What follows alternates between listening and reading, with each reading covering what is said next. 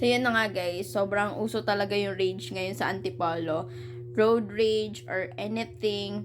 Kasama na yung love rage. May isi-share ako sa inyo kanina pagpasok ko sa work. Habang naghihintay ng pasahero sa jeep, may nakita kong mag-couple na nag-aaway. Yeah. So, yung guy, actually, naka-helmet pa siya. Tapos, sinasisi niya si ate girl na sumakay na nga sa motor. So, yarn. Ate girl, ayaw niya sumakay ng motor. Gusto niya mag-jeep. Typical na away.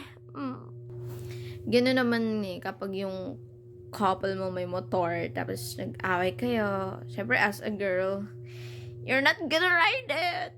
So, yeah, ayaw ng pride mo sumakay sa motor. If you have enough reason to be mad, ayaw mo siyang gamitin.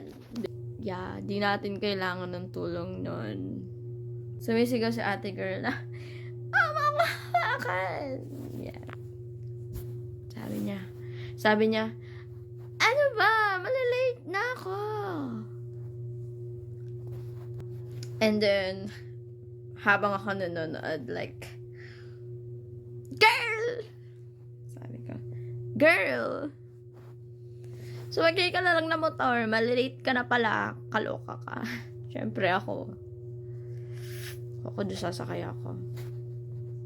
Charis. Anyway, love life niya yon. Siyempre, kanya-kanyang diskarte kung paano mapagtagumpayan, maging strong ang relationship.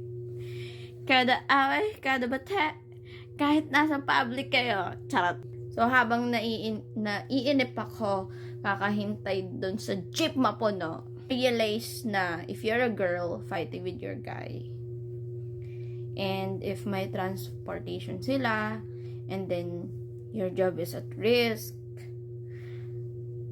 girl, maging mindful tayo.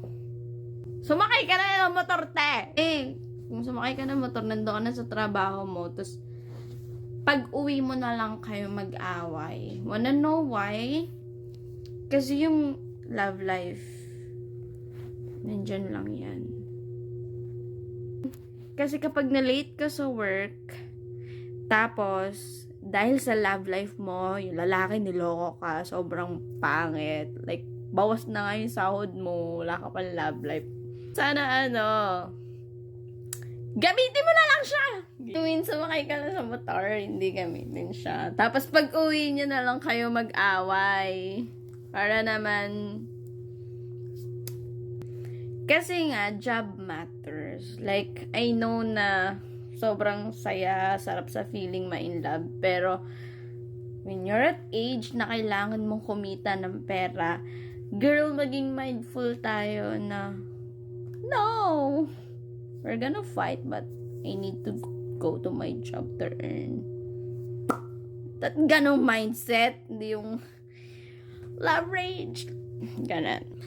I mean, hindi ko naman hinahadlangan yung love life nila, pero parang, alam mo, gusto ko ako na lang yung sumakay kasi malilate na ako kanina. You're gonna fight with your boyfriend at nalaman mong nag-cheat sa siya, naglaka siya, nakipagkita siya sa ex mo, and then, papasok ka sa work or nasa work ka na, huwag mo munang isipin. Please. Isipin mo na, I'm at work para kumita ng pera. Yari ka sa akin pag uwi. Ganon. Ang hirap kaya pagsabayin yung kikita ka ng pera, tapos magkakasakit ka sa utak dahil sa mga, mag-break na kayo! Tama na yun. Wag nyo na ituloy yan. De joke lang. So, yan, magbabanlaw na nga ako ng mukha. Feeling ko mabubura na mukha ko dito. Yun lang. Share ko lang. Bye.